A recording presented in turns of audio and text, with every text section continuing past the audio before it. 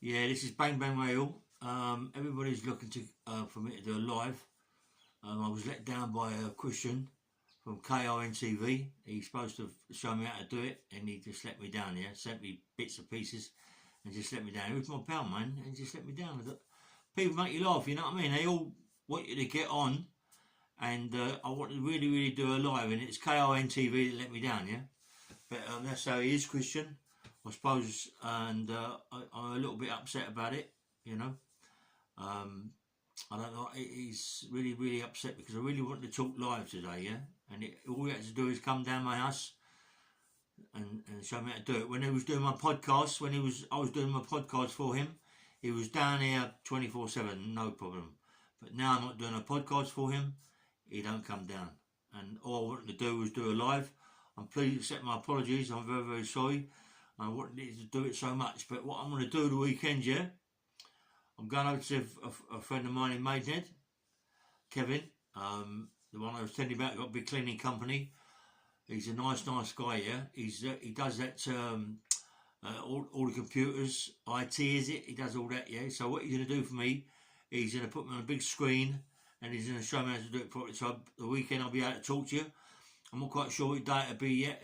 It'll be Saturday or Sunday. It'll be one of those 2 days, yeah. But I really do apologise. And, you know, that's what happens when people get a little bit too far. You know, he's supposed to be a nice guy. Wanting to talk, he said he was going to Birmingham. Listen, these people make me sick, you know what I mean? It's so easy just to meet me somewhere, show me how to do it, instead of sending me bits of cards and bits of this and bits of that, yeah? I can't do it. I need help to do it. I'm just starting my podcast, you know what I mean? And it's hard to do it on the phone. My mate's going to give me a big screen and all that, a big computer, so I'll be able to do it properly. I'll be able to talk to you people. I really apologise. I know that YouTube and Google will be upset with it as well as you people on YouTube, yeah? But that's what happens when people let you down, you know? I did try, but I mucked it up. It's the first time. You know, it's not easy for me, you know what I mean, coming out, you know, when I've been in prison so many years, when I come out to phones and computers, it's like, hold up, it's all different for me, yeah, it's really different, you know, it's not easy.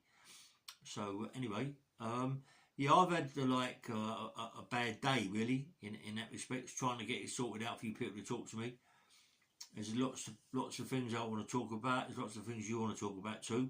There's lots of questions questions and answers, you know, and this is what happens. I'm a little bit upset, really. I'm a little bit upset with Christian because he's my pal. Well, I thought he was my mate, but he goes to show his true colours. Perhaps I'm getting a bit too far on YouTube. Perhaps I'm getting a bit too far on his podcasts, and they're fighting out I'm going to nick all their... Listen, I only talk about me. I don't talk about other people, yeah? I've got enough stories in me to last a lifetime, yeah? I've been in prison for a long time, you know. Them people have not ever been in prison. They don't know what prison's about. You know, they're just running around all around England trying to get people to talk to. But ask them about themselves, they just ain't got nothing to talk about. You know, it's like blank. They got nothing to talk about. Oh, I took the dog for a walk today. That's all they talk about, you know. But I've got a long story. I've done a lot of my life in prison. I've met a lot of people. The other day, I'm talking about my friend Ronnie Bender, Frankie Fraser. You know, there's so many people, the Tibbses. One guy that I should have really talked about a long time ago was a guy that I met in Maidstone, yeah? A guy called Ricky Curley. Nice geezer, mate. He was such a nice fella, Ricky Curley, right? I met him one day in the gym. I was on the bag, punching the bag, and he come in. This guy, good fighter, mate. Good boxer. Good boxer. You know, me and him used to train. We started, when there was a day for the kids, all the kids, you know, for charity, and we done half marathon.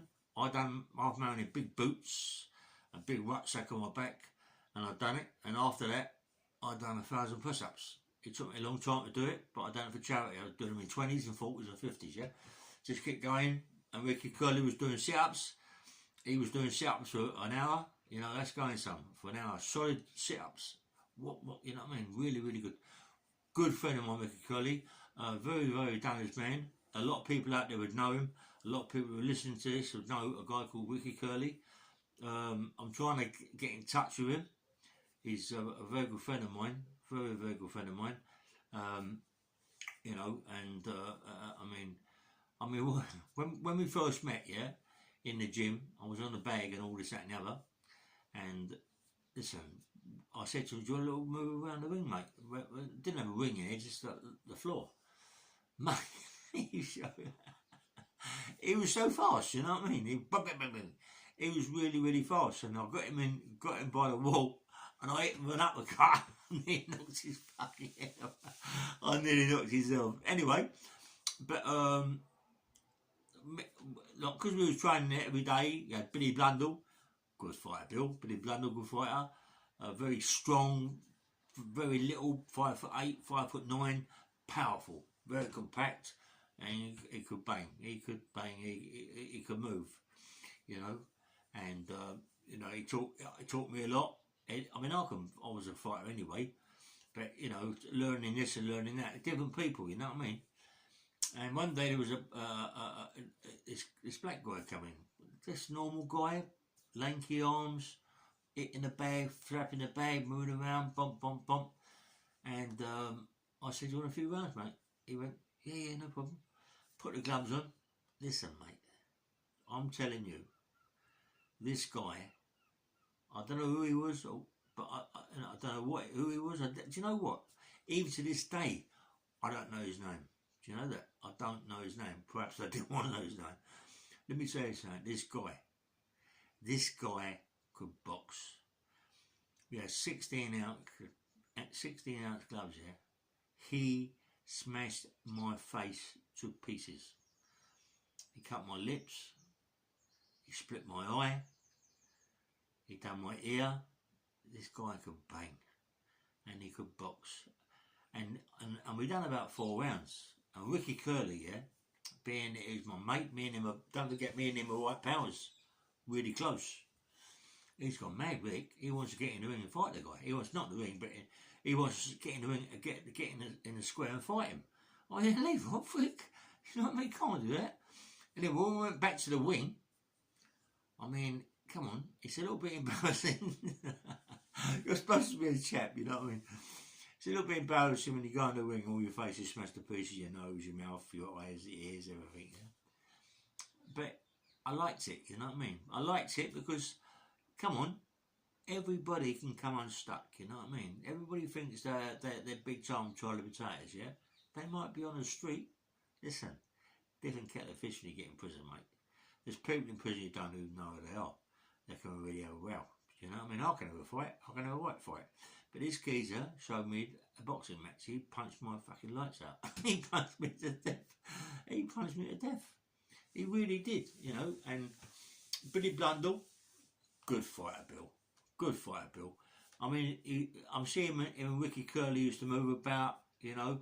And Bill could bang. He could bang, Bill. You know what I mean? And I like Bill. I liked him a lot. We used to walk around talking.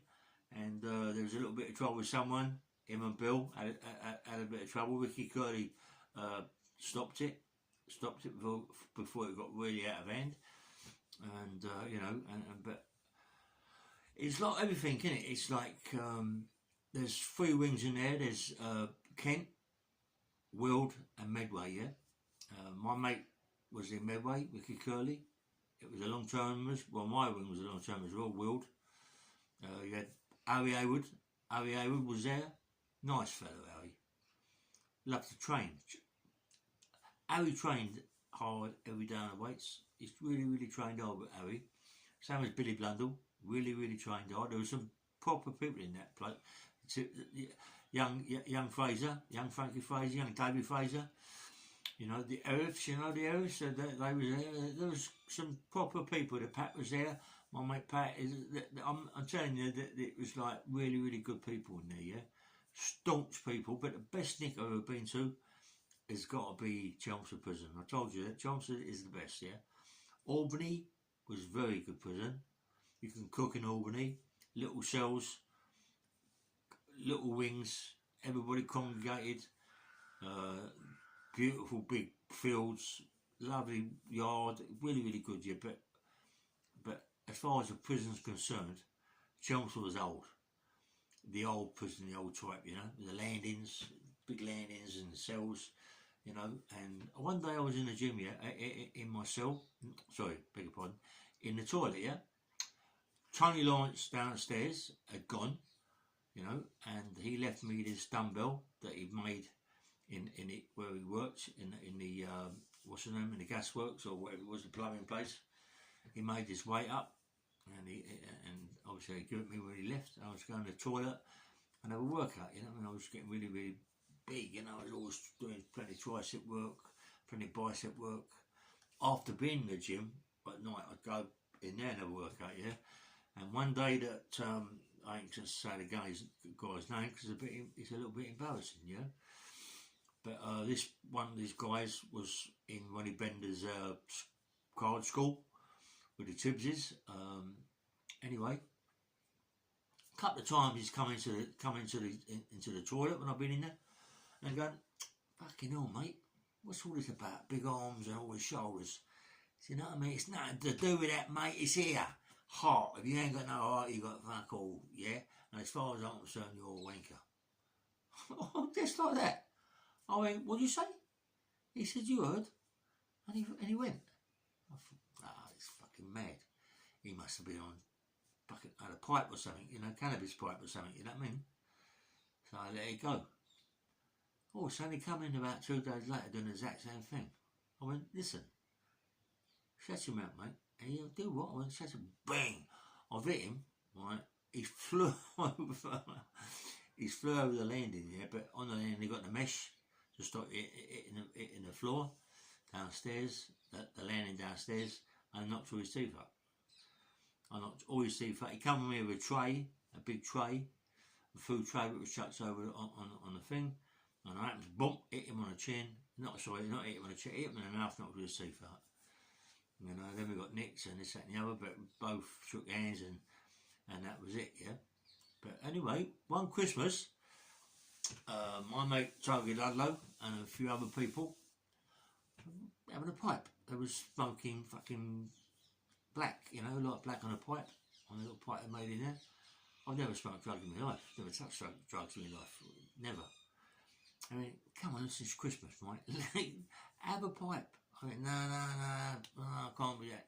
Listen, it don't hurt you, it won't hurt you, make you feel nice and laughing and everything, yeah? So they put this stuff on top of the pipe, yeah?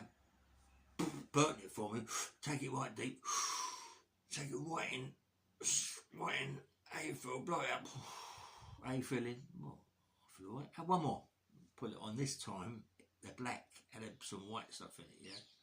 And it was opium black. Mate, let me tell you something, when they burnt it, when I puffed it in, oh, what? Listen, I walked to my cell and I had a visit, yeah? Let me tell you something, I walked through the tunnel to go to the visiting room, and it was all going crazy. And I was visiting my mum. No, sorry, we was doing a thing for the kids and the church, yeah?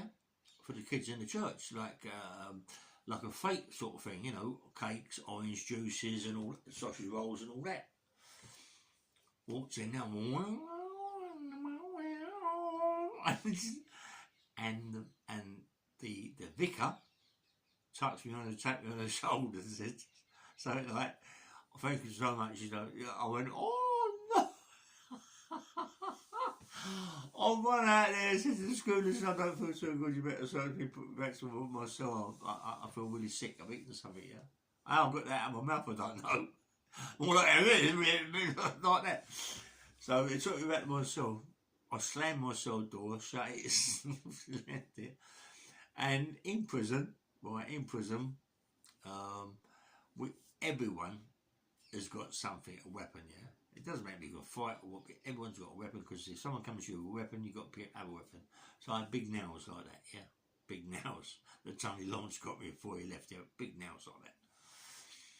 I had big nails, big Stanley knives, and everything in everywhere. Sorry. Now I'm being really paranoid, thinking, what the fuck? I had to hide all the nails and the Stanley knives. I had to hide everything. Yeah? And my mates banging on.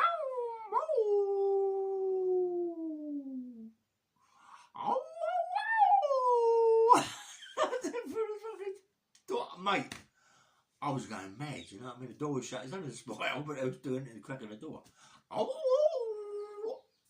Listen, I swear to God, I never ever felt anything like that in my life before. The whole cell was upside down. I was on the roof, I was on the ceiling of the cell looking down. I swear, and you talk about astral projection, yeah? I talk about astral projection, what you can do, you come out your soul. I come out my soul about 10 times that night. I was flying around the room. I was flying around the room. Never again. Never again did I take anything. I ain't in me, you know what I mean? So I went, fuck that. No way, that ain't a bit of me. I did when I got out. I got involved with a crap girl called Ariel from Entice, but that's beside the point. I'm on about prison, Chelmsford Prison, yeah. And in the morning I was in a right bad way, you know what I mean? So went down the kitchen. Mate, I must have drunk. Honestly, I must have drunk a gallon of milk. Nick and Peter went mad. I was going, fuck you, Peter. I'm drinking, I'm kept drinking milk, yeah, to try and get rid of all this shit, what was involved in me, yeah. Anyway, when I went back up the ring, Tiger was laughing. He was laughing his head off, yeah. Really, really laughing about it, yeah. And anyway, and that was about it. But Ronnie Bender, when I went in Ronnie Bender's cell, he was laughing. He was laughing, you know what I mean? But he said to me, listen, mate, listen, you and the other fella had a little fight, yeah? You've got to forget about that. This is like 3 weeks old now, you know what I mean? Went down the block, shook our hands, come and said it's okay, back on the wing. But both said we were very sorry. We had a little talk before in the cell, you know, just said we were very, very sorry. But the guy that I'd done it to, he was dangerous, you know what I mean? And I knew that I had to watch my back. I knew he wanted to come up and stab me in the back with something, a pen or something, you know what I mean? Or pencil or blade or something. So I had to be careful. But as I say, Ronnie Bender, let me tell you a little story, yeah? And this is unbelievable. There was a guy called Steve, I'm not quite sure of his second name yet, but he was in Albany or Parkhurst, yeah. But for some reason, he was doing 5 years, yeah. He was doing 5 years, and he wanted to get out to see someone, his mum or something, not this George Wilkinson, someone else, yeah. He wanted to see his mum or his aunt or something like that, right? And he took a hostage, yeah.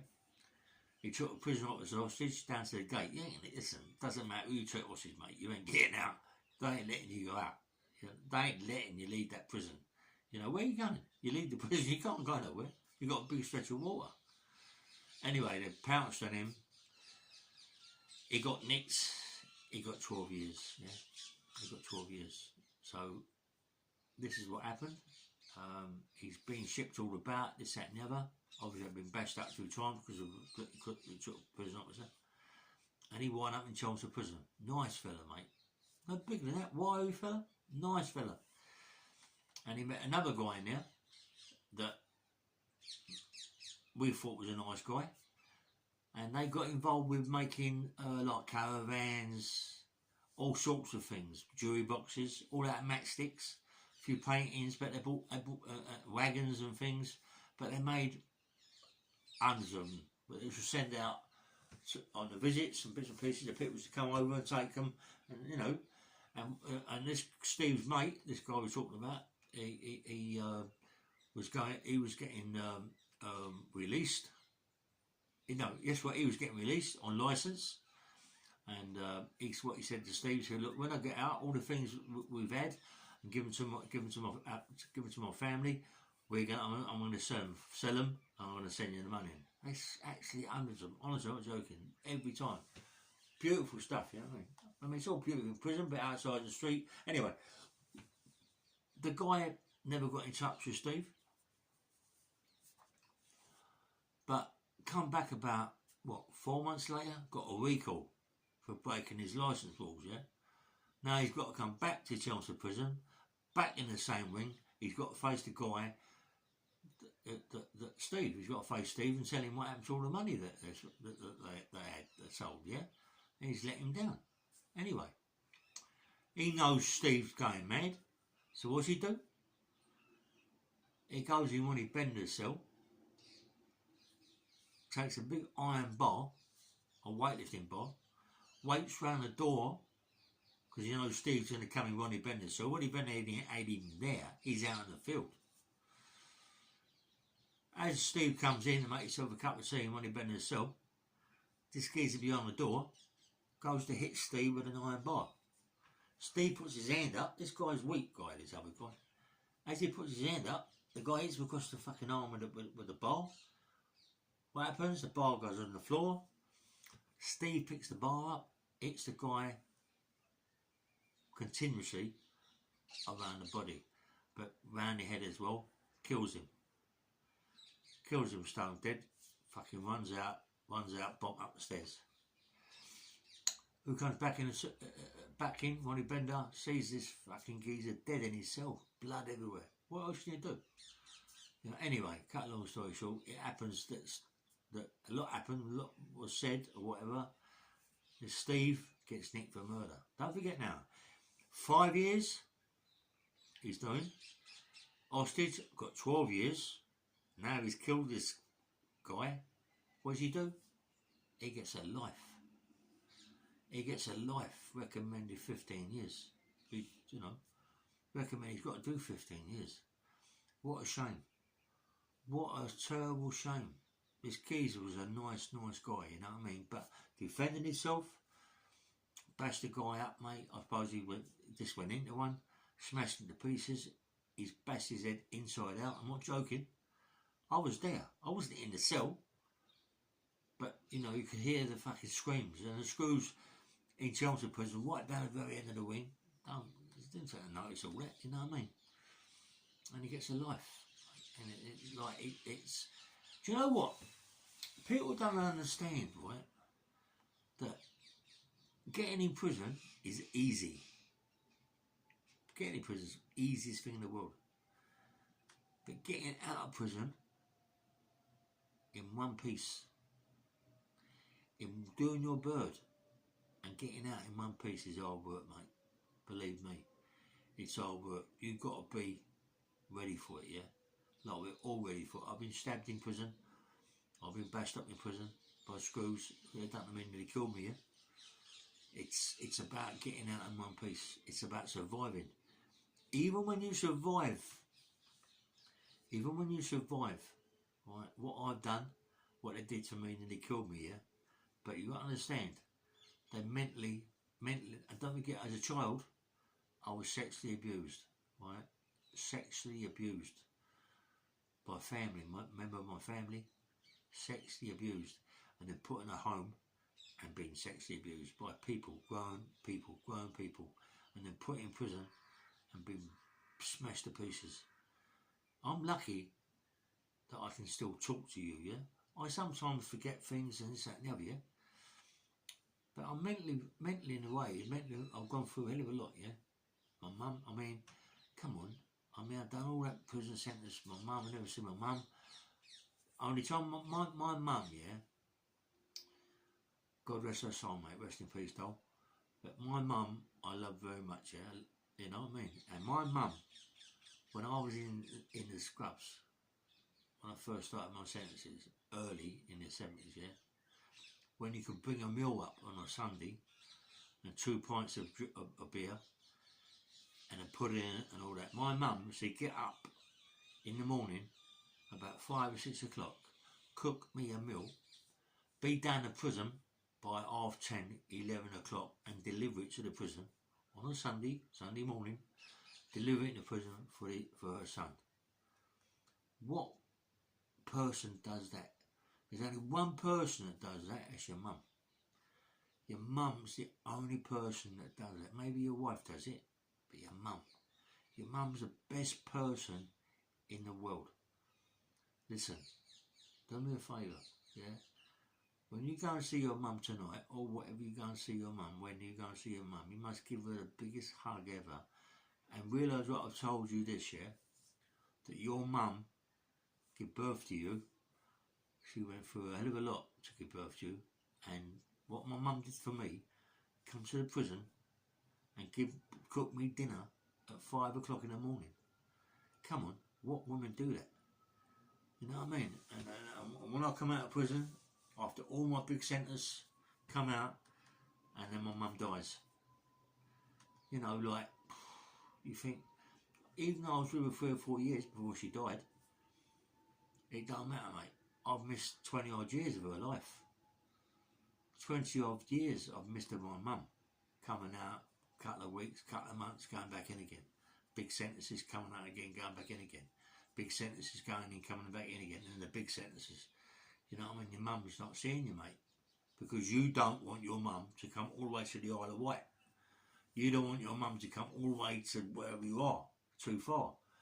To see you to see you like that, you know what I mean? Even though I looked good when I was in prison, and I trained all the time, you know, it breaks my heart. My mum come all that way to see her son. Listen, she come once, my mum, when I was in the Mount, right, once. And when I see her, I could have broke my heart, yeah, because she looked old, yeah, she looked really old, and I'd seen her for fucking 10 years. You know what I mean? It was like, oh my God, is my mum going to be there when I get out? You know what I mean?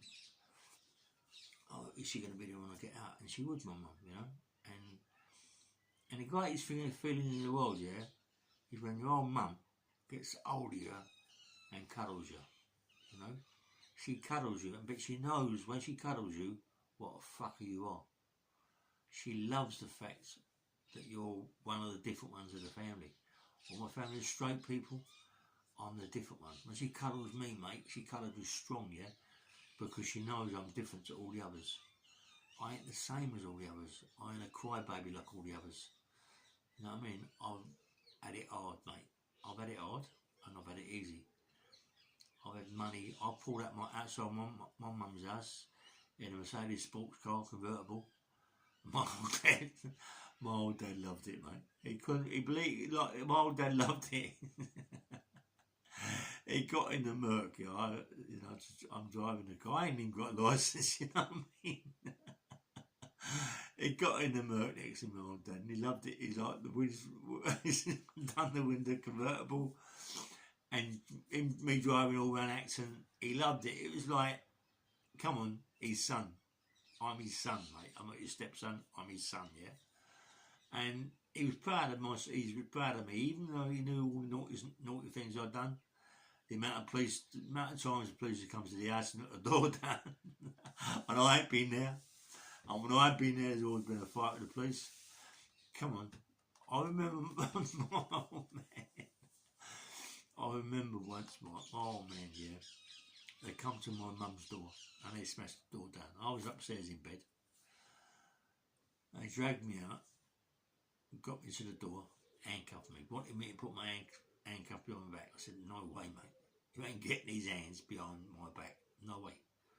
Yes, you are. No way. You ain't doing it, mate. So they got me outside the gate. They got me round by my mum's big fence. They got a pan, a rover there, right, big old rover. They're telling me, listen to this. This is what these people are like. This is what these people ain't got no feelings. This is how these people kill people, right? He said to me, get in the back and lay down on your tummy across the seat. We're going to sit on top of you. I went, yeah? You think you fucking know you ain't doing that, bro? No way. And I was fighting them. Like, don't get my cuffs in the front. They can't put my cuffs at the back. I ain't let them do that, mate. I ain't let them do it. All of a sudden, one gets on the radio, 4 minutes, only around the corner, Acton Police Station, but they didn't take me to Acton, they take me to Southall. They come from Exeter police station. One jumps out the back, hits me straight across the head with a truncheon. Listen, he shitties. I growled at him like a fucking dog. Listen, he shitties. He hit me across the head with a truncheon. It never made one little mark on my head. This geezer, well, unbelievable. I got in the back of the van. I was growling at him. He was petrified. And when I got to Southall police station, they shut me in the van and locked me in the van, and they was too frightened to put me in the fucking cell. What happened? They called for backup to get me in the cell. All about my missus, Christine, and her fella Bob, when they molested my son. I mean, come on, come on. It's like, and when they put me in the charge room to talk to me, they said, Ray, mate, we're really, really sorry about this. You know what I mean? But go on, you can fuck off. You can go, mate. We ain't charging you for anything. You know what I mean? You can go, because there's no way in a million years should that guy have ever got not guilty. Anyway, so they let me go. You know what I mean? And as I say, we was one day, me and my mate Alex, who was in Ealing, driving down the road. You wouldn't, unbelievable. You're just driving down the road, you take the wrong fucking turn in, you come to a dead end, you turn round, as you turn around and go back up the end of the road, someone passes in front of you. Who is it? The McGee's molested my son, Bob. This arsehole she married, right? He sees us. He can run. My mate Alex can run. He can run. If he get hold of you, you're in trouble. He chased this geezer Bob to Ealing Common Station. He jumped the barriers, this geezer. He can run like a fucking whippet. But as he's jumping, he left his bag on the floor outside the station to run. I'm running. I can't run. I'm fucking useless. I can run distances, but I can't run a speed. Right. Anyway, I picked the bag up. What do you reckon's inside the bag? Dirty porno kiddies fucking pictures. A porno film with kids in a magazine. This is the geezer that got acquitted for molesting my fucking son. And playing around with my boy. You know what I mean? This is like something that was done from the welfare people. Giving my boy dolls. And showing them people what he done, made them do. You know what I mean? Yeah, I mean, if Alex would have got hold of this geezer, he'd have been smashed to pieces, mate. Alex would have crushed him to death, yeah. But that's what happens in life. There's so many things going on in life, yeah, that frightens the life out of me. Sometimes now, even now, today, for what happened to me as a child, being molested and what have you. You know, you've got to remember that I wasn't only molested, mate. I was anally abused by my mum's brother's wife's brother, who was a known paedophile. We've only just found out. I've only just found out about all this. I mean, you know, and even now, when it happened to me, even now, when I walk down the road, and I hear little kids screaming and shouting, it frightens the life out of me. What the fuck they're doing to that kid? It's one of the things, it's just like, oh, it's frightening me, you know, it frightens me, but that's life, isn't it? That's what goes on in life. You know, try not to take notice, but you can't help it sometimes. Walking down the road, hear little kids screaming, it does frighten the life out of you, you know what I mean? I don't like to see kids smacked. I'm not into that smacking kids game. You know, I was abused as a child, and I don't, you know, I mean, my mum obviously my mum used to bash us up as kids, because my mum, it was too much for my mum. Imagine 3 kids just having the 4th kid, you know what I mean? And me being the worst kid in the world. I was the worst kid in the world, mate. My mum couldn't cope with me. My family couldn't cope with me. That's why they put me in home. I was like, it wasn't my fault. I was sexually abused, mate, and it fucking just ruined my life. It just ruined my life. It made me someone that I didn't want to be today. You know what I mean? And one day, yeah, very soon, I'm going to tell you how I started to be an enforcer. I've always been an enforcer with Jimmy Tibbet, and you know, when I was in Lewisham, and around Eddie Richardson and all that, Charlie and all that lot, and Terry Coombs, Terry Sharp, Harry Hayward, Billy Hayward, all them people. I've always been an enforcer. I've always gone round and got money. I've always, you know, but I work with the biggest company in England, and you know, I work for one person, you know, on the outside of that company. Yeah, I was a big enforcer, a big time big enforcer. You know, I mean, I'm half the size of what I was. I was 20 odd stone, built like a shit house. Could have a terrible fucking row. Could have a terrible row, and still can. And even though I get out of breath, I still can. But that's in me. That's been put in me by someone else. You know, you're not born. You're not. No one's. You're born as a fighter. But being sexually abused makes it a little bit worse. Makes you a little bit more angry. You know, and it's like when I was talking before about kids in prison, kids have been molested. I want to stop that before it even starts. You know, I'm trying to get something like an old prison, trying to make it livable, but in the old school way. In the old school, not the modern school way, the old school way. Just the beds, bunk beds, just a corner unit, piss pot, and that. And ask parents, would it be okay for us to put their kids into that for maybe a week, 2 weeks, yeah? To let them know, to let them see what it's about. Listen, Harry Hayward, yeah? Harry Hayward, gangster, Harry Hayward and Billy Hayward, yeah? They had clubs, pubs, everything. They had a club pub called the Heart of an Erin. I've told you about it anyway. But Harry had the best idea ever. This is where I got the idea from. He had a cell built in the basement of his pub. Whenever he felt like doing something to put him back in prison if he got caught, what would he do? He would go down the stairs in that cell, tell his wife, tell his kids he's going in the cell, and shut the door. Fuck off, leave you there, you know what I mean? Anyway. And he'd go in there, shut the door. He'd sit in there, just a bed, just a table, just a chair. Sit in there, mate, in a little cell, 5 by 12 or 5 by 9, that's how big they are. Sitting in there for 5 or 6 hours and going, fuck that, I can't do this again. I couldn't do it again. I couldn't do it. I couldn't go through that again. And it ain't just going sitting in the cell, you got to understand. It's sitting in the cell, right, but not today. You got fucking toilets in the cell today, even though the people in the cell don't clean them, there's all shit in the toilets and all that. But years ago, mate, it was just a pot. One pot between 3 guys, or one pot between 4 guys with a bucket.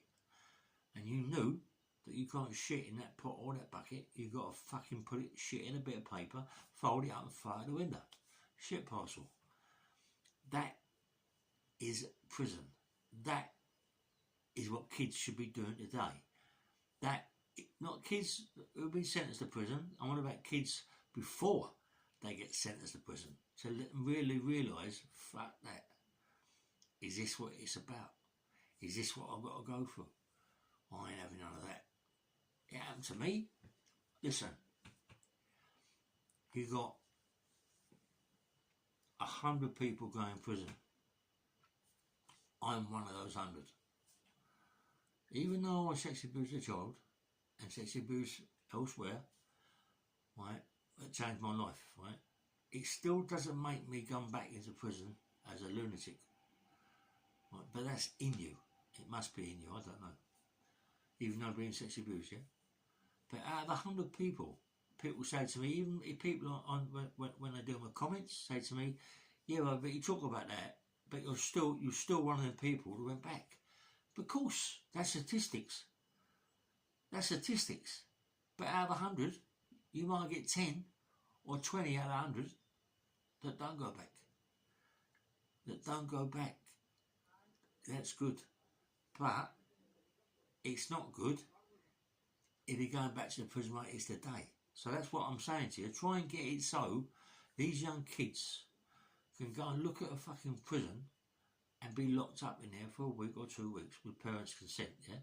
Obviously, I know there's human rights. Oh, I can't do that. But you can do it. It's going to stop kids stabbing people, knowing full well this is where they're going to end up. Because as I told you before, it ain't about 1 day, mate. It ain't about 2 days. It ain't about 4 months. It ain't about one year or 2 years. Let me tell you something. When you get in that cell, even you get in a cell today, in a police cell, yeah, you're sitting in there, you just stab someone, that's the rest of your life. That 1 day, you look in and go, oh, my girlfriend. You ain't seeing a girlfriend, mate. You'll be lucky to see your mum and your dad and your sisters and your brothers. You've got to remember that. Please, think about that. Think about being banged up 23 and a half hours a day or 23 and a half hours a day in a cell, seeing no one. And what's going to happen to you, you're either going to come out a junkie, come out a crackhead, come out a heroin addict. That's what we're going to do. Please, think about it, yeah? Think about what I said. Think about it. I know all them parents out there who have got kids, or one parent. Mostly people today, when their kids are little fuckers, they've got one parent. One mum or one dad. Very rarely got mum and dads now, because they all leave each other and go on the piss, and go on the drugs, selling drugs, this, that and the other, and forget about their kids. But please think about it, yeah? Help your children. Help them a little bit. Help them a little bit, mate. We don't want them all to go back in prison. We don't want even them to go in fucking prison. We don't want it to fucking ruin their life. I'm in a little 1-bedroom flat here. I'm in this room talking to you. And in my head, I'm in prison. Because this room is tiny, yeah? In my head, I'm in prison. It's here. It's tattooed in my head. It's tattooed in my head. I wake up sometimes opening one eye. It's frightening me. It frightens me. I don't want to go back in prison. I've done too much bird. I've done too much. I've been in there too long. Too long. I'm not institutionalised at all. I'll never be institutionalised, mate. Never, ever, ever, ever. I love being out here. I love walking about. I love it. I love walking about around the farm, around the corner. I love walking around looking at the cows. There's enough cows around here. Old cows, yeah. You know, just walking around the farms and all that. And it's nice. It's nice to be out, to be able to walk about. Anyway, listen again. I'm sorry about me not doing this this 1-to-1 live. It isn't my fault. It is Christian from KRN TV. He's gonna go mad. Ain't me. It is him. How can you be a mate and do all my podcasts and not come round no more and see me? And show me one thing how to do this live thing. That's all you have to do. Don't send me bits of this and bits of that for me to try and get it in my head, because I can't. All you have to do, mate, is come around my house and show me how to do it. Or meet me somewhere and show me how to do it. No. I got to go here, I got to go there, I got to go there. Because all of a sudden you've got to go everywhere, yeah? But before, you come to my house to do a podcast on me or on fish. Christian, mate, I thought you was a mate. You're not a mate. All you're interested in is yourself, bruv. Remember that, yeah? I would have done anything for you, brother. You've cut your nose to spite your face, believe me, yeah? All I wanted was help. I need to talk to people live. People need to talk to me live. I am who I am. Anyway, I'm going to say have a nice night. And thanks again, Christian, from KRN TV. And people, make sure you don't watch his podcast. No, I'm only joking. He got good podcasts, as it happens. What he does is good, but I'm a bit peed off with him, yeah? Take care, and have a good night, and God bless. And don't forget to subscribe.